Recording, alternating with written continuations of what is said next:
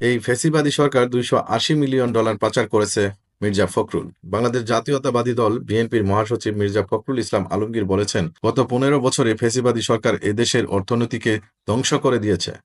লুণ্ঠন করে বিদেশে পাচার করে দেওয়া হয়। প্রায় 15 বছর প্রায় 280 বিলিয়নের উপরে পাচার হয়ে গেছে। শুক্রবার 3 জানুয়ারি বেলা 11:30টার দিকে দিনাজপুর সরকারি কলেজের অর্থনীতি বিভাগের 50 বছর পূর্তি উপলক্ষে সুবর্ণ জয়ন্তী ও গুণীজন সংবর্ধনা অনুষ্ঠানে প্রধান অতিথির বক্তব্যে মির্জা ফখরুল ইসলাম আলমগীর এসব কথা বলেন। তিনি আরও বলেন, আমরা গণতন্ত্রের কথা বলি কিন্তু গণতন্ত্রের চর্চা করি না। এদেশে গণতন্ত্রকে বারবার হত্যা করার চেষ্টা করা হয়েছে, কিন্তু গণতান্ত্রিক প্রতিষ্ঠান তৈরি হয়নি। তবে এখন নিজেদের মতো দেশ গড়ার সুযোগ এসেছে।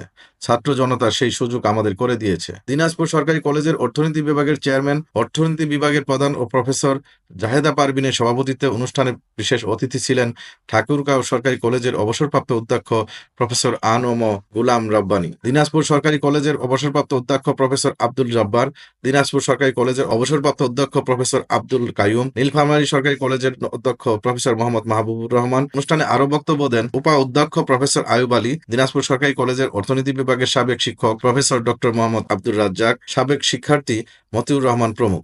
স্বাগত বক্তব্য দেন দিনাজপুর সরকারি কলেজের অর্থনীতি বিভাগের সাবেক বিভাগীয় প্রধান প্রফেসর মোহাম্মদ ইদ্রিস মিয়া। উল্লেখ্য, মির্জা ফখরুল ইসলাম এক সময় দিনাজপুর সরকারি কলেজের অর্থনীতি বিভাগের শিক্ষক ছিলেন।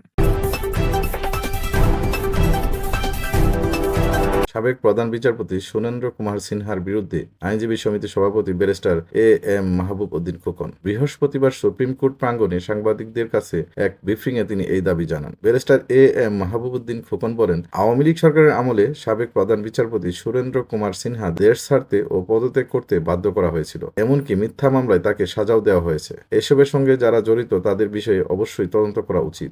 এস.কে সিনহা এবং মোতাহার হোসেন সাহেবের তাদের বিরুদ্ধে মিথ্যা মামলা করা হয়েছে, সেগুলা ব্যাপারে তদন্ত হওয়া উচিত। অন্যদিকে মানি লন্ডারিং এর অভিযোগে এক মিথ্যা মামলায় তারেক রহমানকে বেকসুর খালাস দেওয়ার প্রেক্ষাপটে দেশ ছাড়তে বাধ্য হওয়া জেলা জজ বিচারক মোতাহার হোসেনকে দেশে ফিরিয়ে আনার ব্যবস্থা গ্রহণের দাবি জানান সুপ্রিম কোর্ট আইনজীবী সমিতির সভাপতি।